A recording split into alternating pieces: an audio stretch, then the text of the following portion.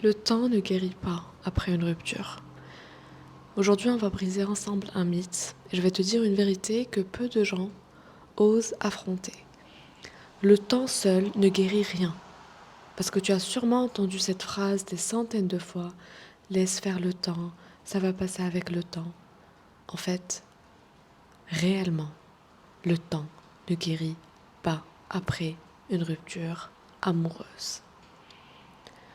Pourquoi certaines personnes restent brisées pendant des années après une rupture tandis que d'autres retrouvent leur équilibre beaucoup plus vite? La réponse est simple. Ce n'est pas le temps qui guérit. Aujourd'hui, je vais t'expliquer pourquoi le temps ne guérit pas. Et reste bien jusqu'à la fin parce que je vais te donner 3 conseils pour guérir vraiment après ta rupture amoureuse. Bonjour à toi, je suis très heureuse de te retrouver aujourd'hui pour ce nouvel épisode. Ici Zineb et je t'accompagne à faire de ta rupture amoureuse une renaissance. Si ce n'est pas encore fait, je t'invite à t'abonner et à partager cet épisode à toute personne qui a besoin d'entendre ces mots-là. Et tu vas trouver en description une méditation offerte, SOS Breakup. J'ai créé cette méditation parce que je sais ce que c'est que d'être dans ces moments avec des émotions très intenses, submergées par la peine, par la tristesse, par la colère, par la honte, par la culpabilité. Et on ne sait pas quoi faire. Et la seule chose qu'on trouve à faire, c'est d'appeler l'autre, de chercher une distraction, sortir, euh, faire des rencontres pour oublier. Et j'ai créé cette méditation justement pour t'aider dans la chose la plus difficile dans ce processus de deuil de la relation et qui est dans ces moments difficiles où tu te sens seul avec ta peine et tes émotions en 10 minutes. En 10 minutes, ça va t'apaiser. 10 minutes. La semaine dernière, j'ai eu une cliente qui m'a dit « Zineb, je suis venue chez toi au cabinet justement suite à la méditation SOS Breakup parce que je me suis sentie libérée en 10 minutes. J'ai commencé à pleurer et je me suis sentie libérée. » Donc je t'invite à la télécharger, tu vas la trouver en description. Et si tu veux aller plus loin, tu peux aussi réserver ton appel déclic offert. Donc cet appel déclic est uniquement réservé aux personnes qui traversent une rupture amoureuse. Ensemble, on va poser des mots sur ce que tu traverses et je vais te donner des pistes concrètes pour avancer. Pour commencer cet épisode, je vais te parler de l'histoire d'une personne avec qui j'ai échangé, on va l'appeler Sarah. Sarah s'est séparée avec son ex il y a 10 ans. On peut dire que c'est long, n'est-ce pas? Et pourtant, quand on a échangé aujourd'hui, elle vit exactement avec la même rancune, la même douleur qu'au premier jour. Évidemment, elle te dira, bien sûr, après 10 ans, j'ai complètement tourné la page, mais dès qu'on commence à parler d'amour, de relation, sa voix change. Ses mots sont teintés d'amertume. Pour elle, tous les hommes sont les mêmes et c'est devenu sa vérité, sa réalité. Est-ce que tu sais et tu vois où je veux en venir? Le temps n'a rien guéri. Il a juste renforcé ses blessures non guéries. Sarah a laissé le temps passer en pensant que ça suffirait. Mais elle n'a jamais fait consciemment le travail nécessaire pour guérir de cette rupture et guérir les blessures qu'elle a réveillées. Aujourd'hui, c'est cette douleur non guérie qui guide inconsciemment toutes ses décisions et biaise sa vision de l'amour, des relations, des hommes. Évidemment, elle se prive d'amour, de nouvelles expériences et de tout le bonheur qui vient avec. Tu sais, quand on ne prend pas le temps de guérir après une rupture amoureuse, tu sais cette douleur qu'on ressent au début, les premiers jours, les premières semaines, cette peine très difficile. À un moment, avec le temps, si on ne décide pas consciemment de guérir et de libérer cette peine, on s'y habitue. Et c'est là où je trouve que c'est dommage et même dangereux. On s'y habitue. Ça devient notre nouvelle zone de confort. Oui, oui, oui, oui. Ça devient notre nouvelle zone de confort. Et toute cette histoire qu'on se raconte par rapport à cette rupture, par rapport à pourquoi l'autre est parti, pourquoi on a décidé de partir, et toute cette histoire est négative qu'on se raconte sur cette relation, sur cette personne, sur nous-mêmes dans la relation, eh bien ça devient notre vérité, on s'y habitue, à un moment ça devient notre zone de confort. Et pourquoi je te dis ça? Je te donne un exemple.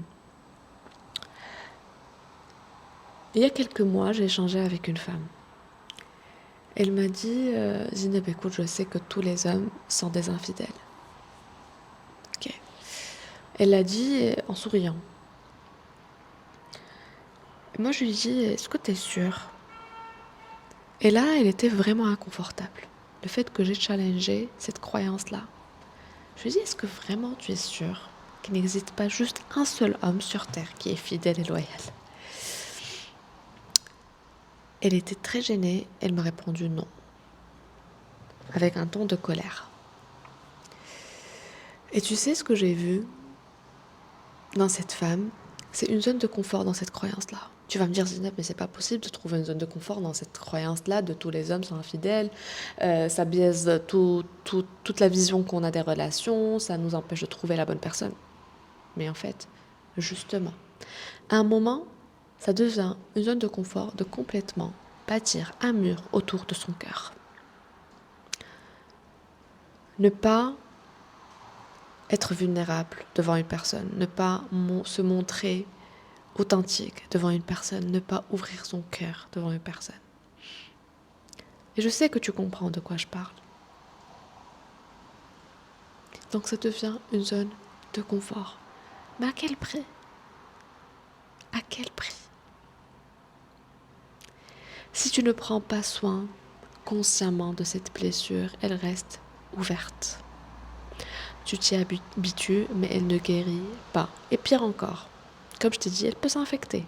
Manque de confiance en soi, peur de l'engagement, rancune, cynisme. Et tu oublies même que ça vient de cette rupture amoureuse. Une rupture amoureuse, c'est un deuil. La fin d'une relation, c'est un deuil. Et quand j'en parle, certaines personnes me disent, mais comment tu peux comparer une rupture amoureuse à la perte d'un proche, par exemple? Déjà, la comparaison en elle-même te déconnecte de ta guérison. On ne compare pas les peines. Tu sais, David Kessler, je ne sais pas si tu le connais, mais c'est un expert dans tout ce qui est le deuil. Il a perdu son enfant et il est devenu expert dans tout ce qui est deuil. Et il a dit quelque chose, souvent on lui demande, David, mais quel est le pire deuil? Est-ce que c'est la perte d'un enfant? Est-ce que c'est la perte d'un parent? Est-ce que c'est une rupture? Est-ce que c'est un divorce? Est-ce que? Et il a toujours eu la même réponse. Le pire deuil est le tien. Quelle que soit sa nature, le pire deuil, c'est le tien. Donc oui, plusieurs études ont démontré que le processus par lequel on passe après la fin d'une relation est exactement celui qu'on passe après la perte d'un proche. Tu ne perds pas seulement une personne. Tu perds des projets, des habitudes, une vision de l'avenir. Et comme tout deuil, ça demande un vrai travail émotionnel. Le problème, c'est que, évidemment, on ne nous apprend pas à le faire. On attend, on espère que le temps va effacer la douleur, mais le temps ne fait que masquer les symptômes et tout refouler. Je sais à quel point ce processus peut être très difficile, c'est pour ça que j'ai créé des ressources comme la méditation offerte. Et là, je vais te parler de 3 conseils, 3 clés puissantes pour guérir vraiment. Et ces 3 clés, je veux que tu les gardes vraiment en tête. La première clé, change ta relation avec la douleur. Tu vas me dire, Zineb, c'est inconfortable. Bien sûr que la douleur est inconfortable, bien sûr. Mais je t'invite à changer ta relation avec la douleur. Parce que tu sais, il y a la douleur et il y a le deuxième couteau qu'on se met en voulant refouler cette douleur. Quand tu changes ta relation avec la douleur, tu n'as pas besoin d'avoir un deuxième couteau. Je ne sais pas comment le dire, mais tu m'as compris. C'est-à-dire que tu acceptes cette douleur telle qu'elle est, sans mettre un autre masque qui est encore plus douloureux. Change ta relation avec la douleur, c'est-à-dire que comprends et intègre que la douleur n'est pas là contre toi, elle a un message pour toi. Accueille ces émotions au lieu de les étouffer, parce que quand tu les accueilles, tu te libères. Pleure si tu en as besoin, écris ce que tu ressens, exprime cette tristesse, exprime cette culpabilité. C'est en traversant cette douleur que tu commences à te libérer. Donc change l'histoire que tu te racontes par rapport à la douleur. Tu es capable de vivre ça, tu es capable de respirer à travers la douleur et la libérer.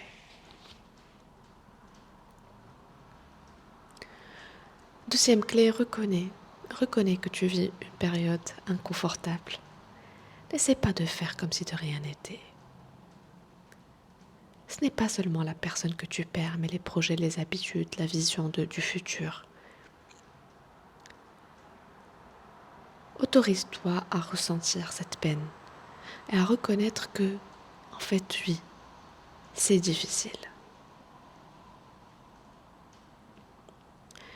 La troisième clé, et c'est le cœur de mon message tous les jours. Transforme cette rupture en renouveau. Tu sais, quand je te dis ça en tant que professionnel, mais je te dis ça aussi en tant que personne qui a vécu des ruptures amoureuses difficiles. Et je me rappelle, la dernière rupture que j'ai vécue, j'ai été déjà coach de vie, donc j'ai décidé de la vivre consciemment et en pleine douleur, en pleine envie de recontacter l'autre, en pleine peine, tristesse, culpabilité. Je me suis promise, je ferai de cette rupture une bénédiction, parce que je vais changer l'histoire que je me raconte, parce que je vais choisir de donner un sens à ce qu'elle est venue apporter dans ma vie. Tout ça, ce sont des décisions qu'on prend, sans qu'on se rende compte. La clé est entre tes mains, le temps ne guérit pas. C'est ce que tu fais de ce temps qui guérit. Mais ça demande un choix, une décision. Celui de ne pas laisser cette rupture biaiser et t'éloigner de la relation que tu veux vivre évidemment avec l'autre, mais surtout t'éloigner de qui tu es vraiment. Une rupture non guérie, non seulement t'éloigne de la personne qui est la bonne pour toi, mais aussi et surtout t'éloigne de qui tu es réellement. Et la prochaine relation, tu vas te perdre encore plus. Et c'est pas ce que tu veux. Si tu veux être accompagné, je t'invite à commencer par réserver ton appel déclic offert. Ensemble, on trouvera des clés pour que cette rupture devienne le point de départ de ta renaissance.